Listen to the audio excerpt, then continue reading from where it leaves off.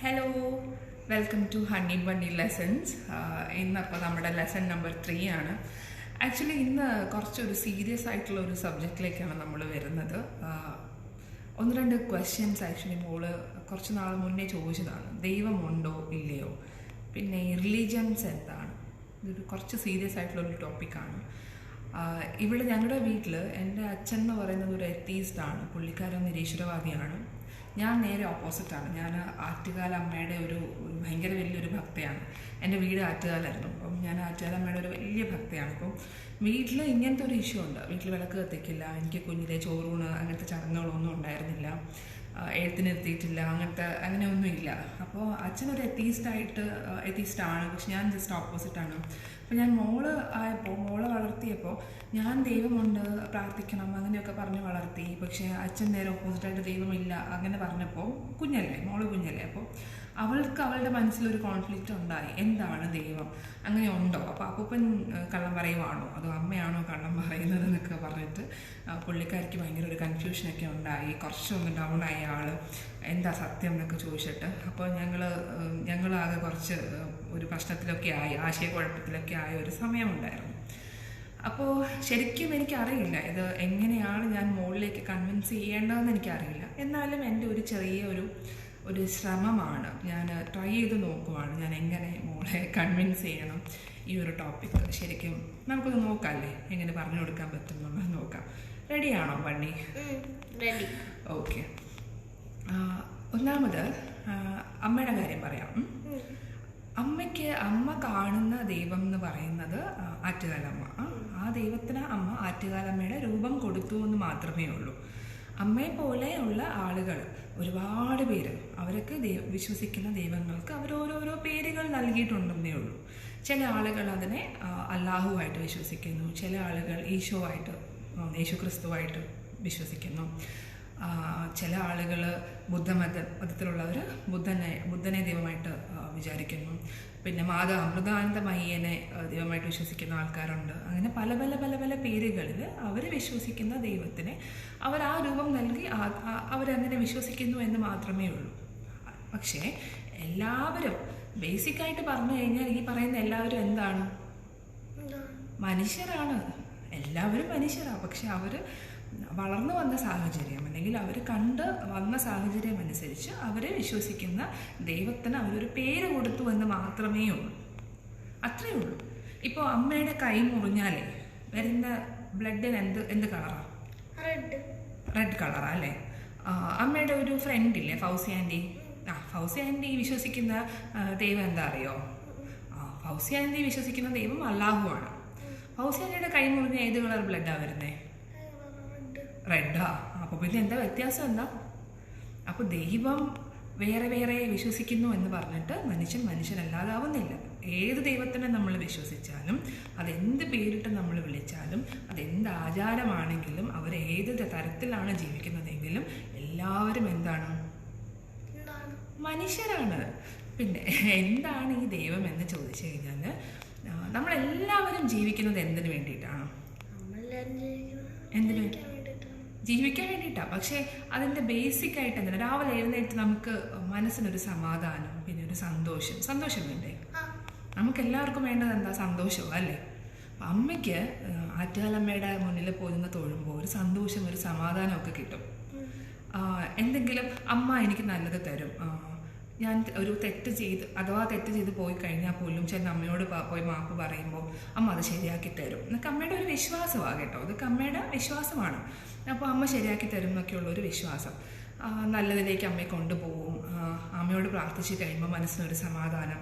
ഈ സമാധാനം, സന്തോഷം എന്നൊക്കെ പറയുന്നത് ആറ്റുകാലമ്മയുടെ അടുത്ത് പറയുമ്പോൾ കിട്ടും എന്നുള്ള ആ ഒരു പ്രതീക്ഷ, ആ ഒരു സമാധാനമാണ് അമ്മയുടെ ദൈവം.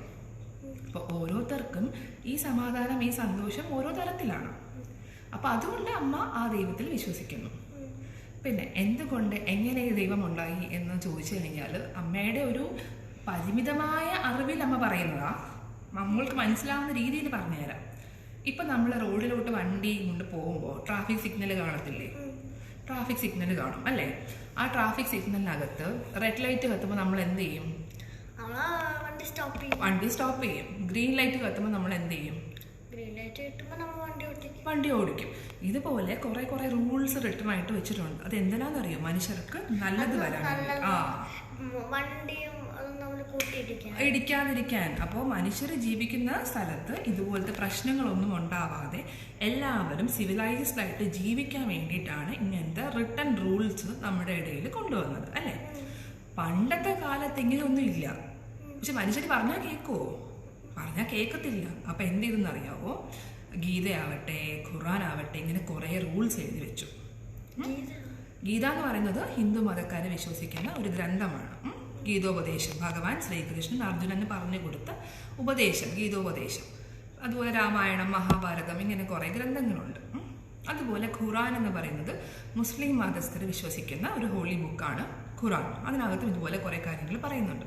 ബൈബിൾ, ഹോളി ബൈബിൾ ഉണ്ട്. അത് ക്രിസ്ത്യൻസ് വിശ്വസിക്കുന്നതാണ് ഹോളി ബൈബിൾ എന്ന് പറയുന്നത്. ഇതിനകത്തെല്ലാം ഉള്ളത് എന്താണെന്ന് അറിയാമോ? ഇതുപോലത്തെ റിട്ടേൺ ആയിട്ടുള്ള കുറേ റൂൾസ് ഉണ്ട്. എങ്ങനെ ജീവിക്കണം, എന്തൊക്കെ തെറ്റുകൾ, എങ്ങനെയൊക്കെ നമ്മൾ ജീവിക്കാൻ പാടില്ല. ഇതിങ്ങനെ പറഞ്ഞാലേ ആളുകൾ എന്ത് ചെയ്യുള്ളൂ? അതുപോലെ ജീവിക്കുള്ളൂ. അതിന് വേണ്ടിയിട്ടാണ് ഇതൊക്കെ എഴുതി വെച്ചിരിക്കുന്നത്. ഇപ്പൊ അമ്മ വ്രതം എടുക്കാറില്ലേ? നമ്മൾ കണ്ടിട്ടില്ലേ വ്രതം എടുക്കുന്നത്? അപ്പൊ അമ്മയ്ക്ക് അന്ന് വ്രതം എടുക്കുമ്പോ അമ്മയ്ക്ക് നോൺ വെജ് ഇഷ്ടമാണോ അല്ലയോ? അമ്മയ്ക്ക് നോൺ വെജ് ഇഷ്ടമാ അല്ലേ? അമ്മയ്ക്ക് ചിക്കനൊക്കെ കഴിക്കാൻ നല്ല ഇഷ്ടമാണ്. പക്ഷെ വ്രതം എടുക്കുമ്പോൾ അമ്മ കഴിക്കുമോ? അപ്പൊ അമ്മയുടെ ഈ കൊതിയൊക്കെ കൺട്രോൾ ചെയ്യാൻ അമ്മ പഠിക്കുന്നത് എങ്ങനെയാ? ഈ വ്രതം എടുക്കുമ്പോഴാ. വ്രതം എടുക്കുമ്പോൾ ഇനി പാറക്കുട്ടി എന്ത് സാധനം മുന്നിൽ കൊണ്ടുവച്ചാൽ അമ്മ കഴിക്കുമോ? അപ്പൊ അമ്മയ്ക്ക് അമ്മയുടെ സെൻസസിന് കൺട്രോൾ ചെയ്യാൻ അമ്മ പഠിക്കുന്നത് ഈ വ്രതം എടുക്കുമ്പോഴാണ്. ഇതുപോലെ നമ്മുടെ ഉള്ളിലുള്ള ഓരോ സാധനം കൺട്രോൾ ചെയ്യാനായിട്ട് നമ്മളെ പഠിപ്പിക്കാനായിട്ട് എഴുതി വെച്ചിരിക്കുന്ന ഓരോരോ കാര്യങ്ങളാണ് ഈ പറയുന്ന റിലീജിയൻ വഴി നമ്മൾ ശീലിച്ചു വരുന്നത്. മനസ്സിലായോ? അതിനാണ് പണ്ടത്തെ ആൾക്കാർ എഴുതി വെച്ചതാ. അതിന് നമ്മൾ ഓരോരോ പേരുകളിട്ട് ഖുർആനെന്നും ബൈബിളെന്നും ഗീതയെന്നും ഒക്കെ പറഞ്ഞ് നമ്മൾ അതിനെ തുടർന്ന് പോരുന്നു എന്ന് മാത്രമേ ഉള്ളൂ. പിന്നെ മോളിനെ വിശ്വസിക്കുമ്പോൾ സമാധാനം, സന്തോഷം കിട്ടുന്നുണ്ടെങ്കിൽ മോൾക്ക് അത് ഏത് രീതിയിലും, അത് ആറ്റുകാലമ്മയാവാം, അല്ലെങ്കിൽ അല്ലാഹു ആവാം, അല്ലെങ്കിൽ ഈശോ ആവാം, യേശു ക്രിസ്തുവിനെ ആവാം, എങ്ങനെ വേണമെങ്കിലും, അത് ഏത് പേരിലും. അല്ലെങ്കിൽ ഇപ്പം മോളിൽ തന്നെ വിശ്വാസമുണ്ട്, അതിലെ നേച്ചർ ആവാം. നമുക്ക് പ്രകൃതിയിൽ നിന്നാണ് നമുക്ക് എല്ലാം കിട്ടുന്നത്, അല്ലേ? സൂര്യഭഗവാനാണ് നമുക്ക് എനർജി തരുന്നത്, സോഴ്സ് ഓഫ് എനർജി, അല്ലേ? അപ്പോൾ സൂര്യഭഗവാനെ ആവാം, നമുക്ക് വെള്ളത്തിനെ ആവാം, അഗ്നിയെ ആവാം, എന്തിനെ വേണമെങ്കിലും മോൾക്ക് ദൈവമായി കണ്ട് ആരാധിക്കാം. പക്ഷേ അതിന് മോള് കുറച്ചും കൂടി വലുതായി, കുറച്ചും കൂടിയൊക്കെ വലിയ കുട്ടിയായി കഴിഞ്ഞതിന് ശേഷം മാത്രമേ മോൾക്കൊരു ഡിസിഷൻ എടുക്കാൻ പറ്റുള്ളൂ. അതുവരെ നമ്മൾ എന്ത് ചെയ്യണം? മൂത്ത ആൾക്കാരെ കാണുമ്പോൾ ബഹുമാനിക്കണം. നമുക്ക് വയസ്സിന് മൂത്ത ആളിനെ കാണുമ്പോൾ ബഹുമാനിക്കാൻ പഠിക്കണം. നമുക്ക് അറിവ് തരുന്ന പുസ്തകത്തിൽ ചവിട്ടിയാൽ എന്ത് ചെയ്യണം? തൊട്ട് കണ്ണിൽ വെക്കണം. അതിനെ നമ്മൾ എന്ത് ചെയ്യണം? റെസ്പെക്റ്റ് ചെയ്യണം. ഒരു ദീപം കണ്ടാൽ തൊഴാൻ പഠിക്കണം, അല്ലേ? മറ്റുള്ളവരെ കാണുമ്പോൾ അവരെ ബഹുമാനിക്കാൻ പഠിക്കണം. ഇതൊക്കെ നമ്മൾ റെസ്പെക്റ്റ് ചെയ്യുന്നത് എന്താണ്? നല്ല ശീലങ്ങളാണ് എന്ന് മാത്രം മനസ്സിൽ വിചാരിക്കുക. അത്രയും മാത്രം വിചാരിക്കാൻ പറ്റില്ലേ? അത്രയും മാത്രം. നല്ല ശീലങ്ങൾ മാത്രം നമ്മളിപ്പോ പഠിക്കുക. ബുക്ക് തൊട്ട് ചവിട്ടുകയാണെങ്കിൽ നമ്മൾ തൊട്ട് കണ്ണി വെക്കുക. പിന്നെ രാത്രി കിടക്കാൻ നേരം നമുക്ക് നല്ല ദിവസം തന്ന പ്രകൃതിക്ക്, നല്ല ദിവസം സമ്മാനിച്ച പ്രകൃതിക്ക് നമുക്ക് നല്ല ഭക്ഷണം കഴിക്കാൻ പറ്റി, നന്നായി കിടന്ന് ഉറങ്ങാൻ പറ്റണം. പിന്നെ നല്ലൊരു ദിവസം സമ്മാനിച്ച എല്ലാവർക്കും നന്ദി പറഞ്ഞുകൊണ്ട് പ്രാർത്ഥിക്കുക. രാവിലെ എഴുന്നേൽക്കുമ്പോൾ സൂര്യഭഗവാന്, നമ്മൾ ചവിട്ടി നിൽക്കുന്ന ഭൂമിക്ക് എല്ലാവർക്കും നന്ദി പറഞ്ഞുകൊണ്ട് പ്രാർത്ഥിക്കുക. ഇന്നത്തെ ദിവസം നല്ലതായിട്ടിരിക്കണേ ഭഗവാനെ എന്ന് പ്രാർത്ഥിക്കുക. അങ്ങനെ തുടങ്ങുക. അതൊന്നും കൊണ്ട് നമുക്ക് ഒരു ദോഷവും നമുക്കുണ്ടാവില്ല. ഉണ്ടാവുമോ? ഇല്ല. നമ്മളെല്ലാവരെയും ബഹുമാനിക്കാനാണ് പഠിക്കുന്നത്, അല്ലേ? അങ്ങനെയാണ് ദൈവമെന്ന് മനസ്സിൽ കണ്ടാൽ മതി. അതിനെ ഇപ്പോൾ ആറ്റുകാലമ്മയായിട്ടോ അല്ലെങ്കിൽ ഇന്ന രൂപമെന്ന് വേണമെന്നില്ല. മോൾക്ക് അത് ഇഷ്ടമുള്ള രൂപം, അത് ഏത് രൂപമാണെന്നുള്ളത് മോൾ വലുതാകുമ്പോൾ മോൾക്ക് ഡിസൈഡ് ചെയ്യാം. പക്ഷെ ഇപ്പം മോൾ അത്രയും മാത്രം മനസ്സിലാക്കുക, മൂത്തവരെ ബഹുമാനിക്കുക, നല്ല ശീലങ്ങൾ ഉണ്ടാക്കിയെടുക്കുക, തെറ്റുകൾ ചെയ്യാതിരിക്കുക. ചെയ്തു പോയാൽ അമ്മ നേരത്തെ പറഞ്ഞതുപോലെ സോറി പറയാൻ പഠിക്കുക, അത് ആവർത്തിക്കാതിരിക്കാൻ ശ്രമിക്കുക. ഇപ്പോൾ കുറച്ചൊക്കെ മനസ്സിലായില്ലേ? എനിക്ക് അറിഞ്ഞൂട കേട്ടോ എന്തെങ്കിലും മനസ്സിലാവുന്നുണ്ടോ ഇല്ലയോ എന്ന്. എനിക്ക് ഇങ്ങനെ പറഞ്ഞു കൊടുക്കാൻ പറ്റുന്നുള്ളൂ. അപ്പോൾ ഇത് ശരിക്കും പറഞ്ഞാൽ കുഞ്ഞുങ്ങൾക്ക് ഭയങ്കര ഒരു കൺഫ്യൂഷൻ ഉണ്ടാക്കുന്ന ഒരു കാര്യമാണ്, നമ്മൾ എങ്ങനെ വളർത്തിയെടുക്കണം എന്നുള്ളത്. പക്ഷേ എങ്ങനെ എനിക്ക് പറഞ്ഞു കൊടുക്കാൻ അറിയാവും. അപ്പോൾ അതാണ് ഇന്നത്തെ ലെസൺ നമ്പർ 3 എന്ന് പറയുന്നത്, ദൈവവും മതവും വിശ്വാസങ്ങളും.